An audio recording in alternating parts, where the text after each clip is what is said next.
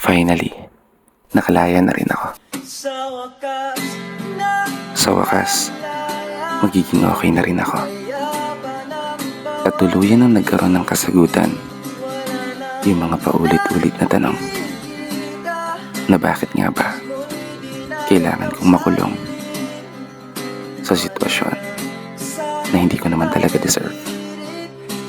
Bakit ko nga ba pahihirapan yung sarili ko dahil lang sa isang tao na hindi naman ako kayang mahalin ng totoo, at isang tao na hindi ako kayang pahalagahan pabalik gaya ng ginawa ko sa'yo.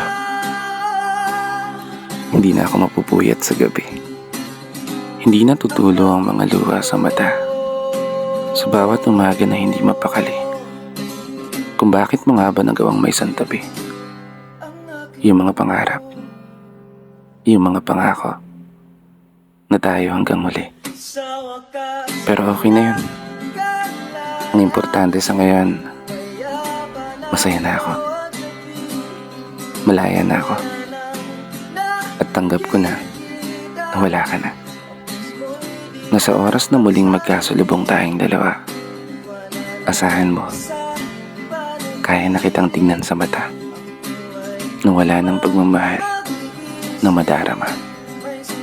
At higit sa lahat, hindi na kita lilingunin pa. Malaya ka na. Malaya na rin ako. At hindi na ako babalik sa'yo.